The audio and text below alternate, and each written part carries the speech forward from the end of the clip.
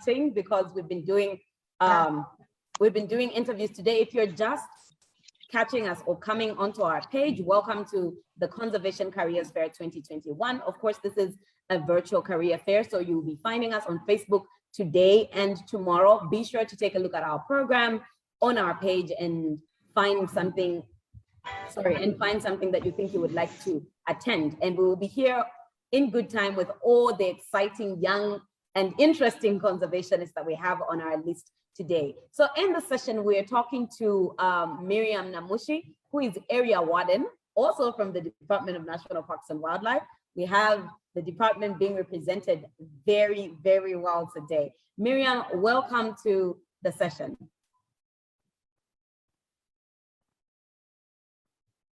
Hi, Miriam, welcome to this session. Hello, hi, you get me now? Yes, I can get you clearly. Yes, I'm getting you clearly. Okay, great. Welcome, Miriam, and thank you so much for making time to join us today. Okay, thank you. Okay, great. So we'll just get into the questions, Miriam. And the first thing I'm going to ask is what I've been asking since we started early. What did you see yourself becoming as you were growing up, career-wise? What were you thinking about? Okay, thanks very much for this. When I was growing up, I wished to become a prosecutor or a lawyer because I found law interesting. Okay, that's really good, a prosecutor or a lawyer. Well, you're not really far off from that now, are you? Okay, so now just tell us about your career in the department. Just tell us about your career in the Department of National Parks and Wildlife. How did you find yourself being area warden? How did that look like? Where did you start?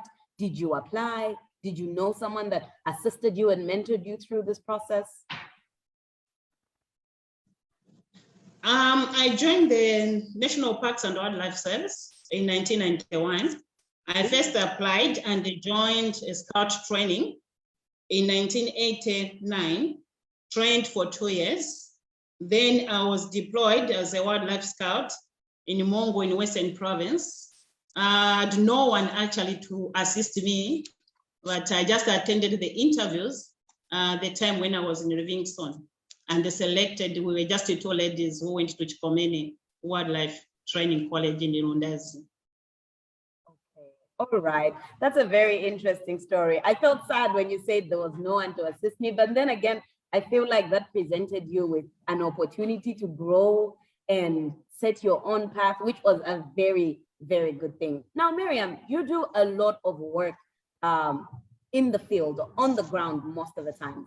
I want to hear from you about where you drive, where does your passion come from? What keeps you going? I mean, getting into the department from 1991 and still being there now, I feel like that's a long time. What keeps you going? How have you maintained your passion? Where do you get it from?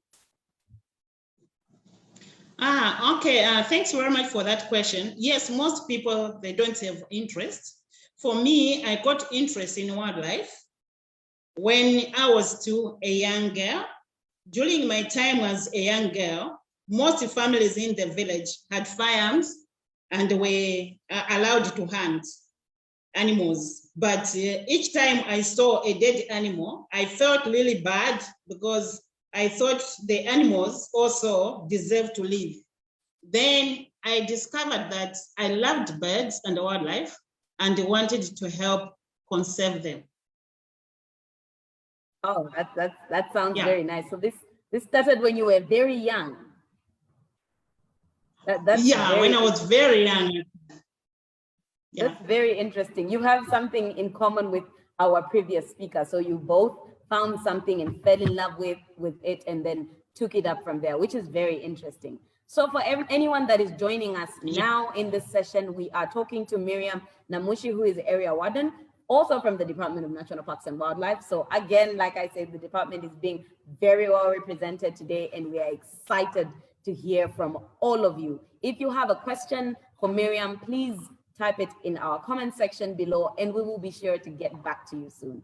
So now, Miriam, imagine you found me on the streets today and you wanted to tell me the importance or the value of wildlife. How would you make sure I understand? How would you explain to me, an ordinary person that maybe doesn't even really care or is not concerned about wildlife? How would you make sure that I understand the value of wildlife to us?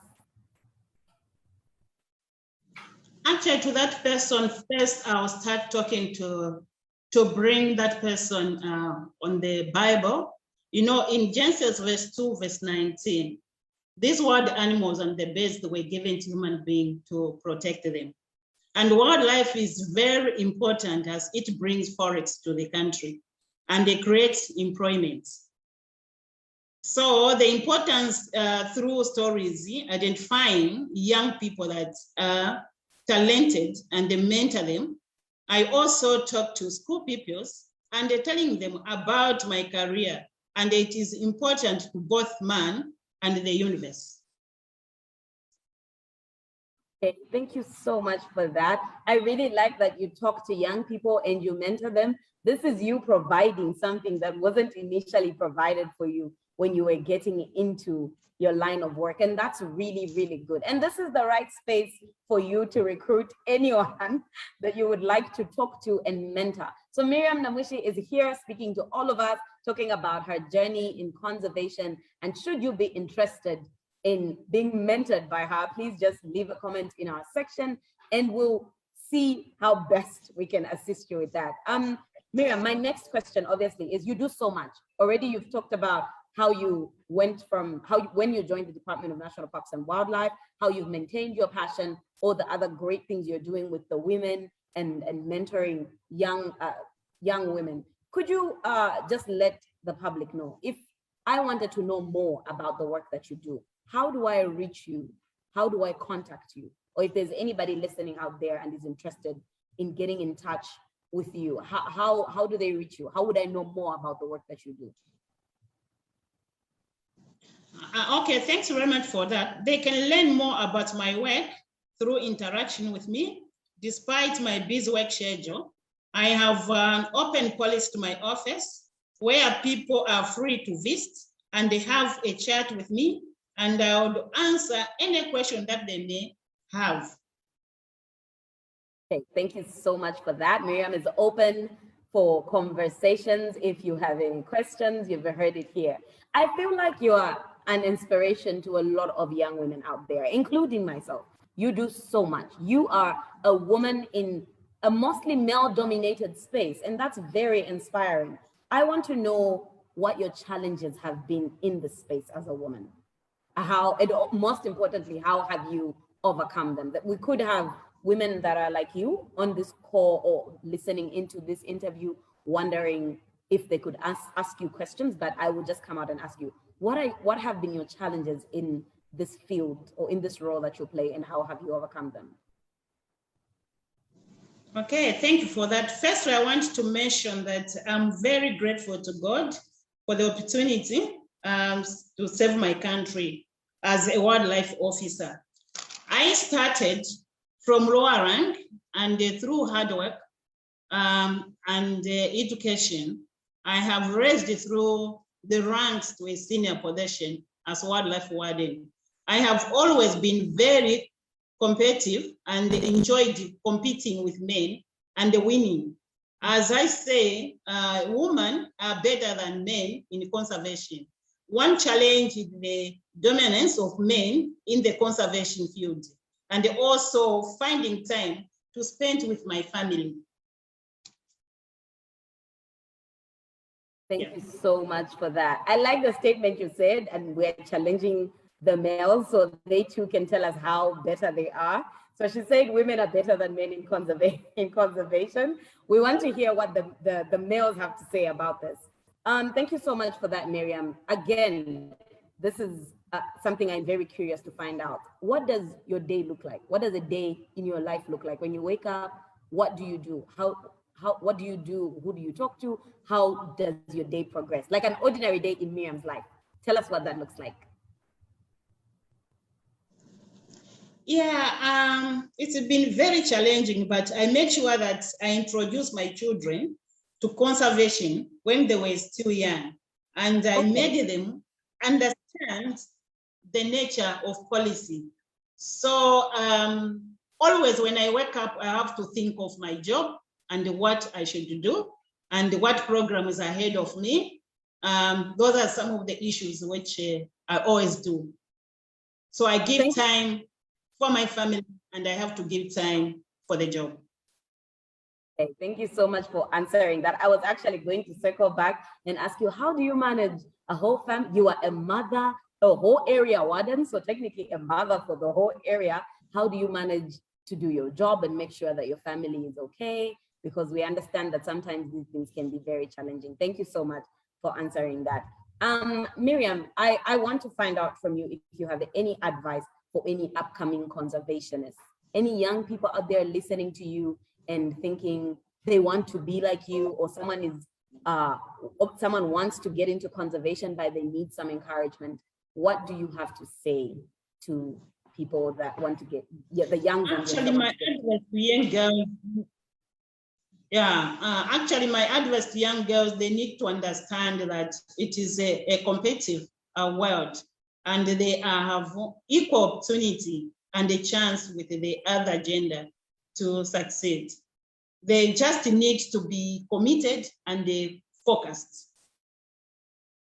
Thank you so much for bringing that up again, because we have a question that is in line with what you're just from saying. So someone wants to know, do you think women are still underrepresented in the department? Do you think there are enough women working in the department, or would you like to see more women working in the department? As I said, we have women, there are few in the department, and they are being dominated by men. You know, I said that despite that, women are better than men in conservation, but we are trying to pull ourselves so that we can be in the same goal with them. Okay, thank you so much. So Miriam here is encouraging women to step up. She has encouraged us and told us we are better than men at conservation. Still waiting to hear what the gentlemen have to say about that. But yeah, we are better at conservation, and therefore this is yet another opportunity for young ladies to think about their careers. What can you do in conservation? And earlier when we had a conversation in the previous session, we heard that anyone can work in the department, be it finance, be it someone with a business background, research background, anyone can work in the department. Another question from our comment section, Miriam, is that how does one apply to be a wildlife police officer? Are there any steps you would encourage someone to take if they want to apply to be a wildlife police officer? Somebody can apply for wildlife police officer if you have got qualifications, grade 12 certificates, and even those other people who have done other careers, they can apply, within the line of conservation. All right. Okay, Miriam, thank you so much. For anyone that is just joining us, you missed a live great conversation, but obviously you can catch up because this will be on Facebook today and many, many years to come. So please find time to go through all our videos and catch up with all the conversations that we've had with these accomplished and great conversationists. Today we're speaking to Miriam Namushi, who is the area warden from the Department of National Parks and Wildlife. Miriam, thank you so much for making time to join us today. Thanks very much. Hi, Miriam. Bye. Okay, bye-bye. Thank you. Bye-bye. Okay.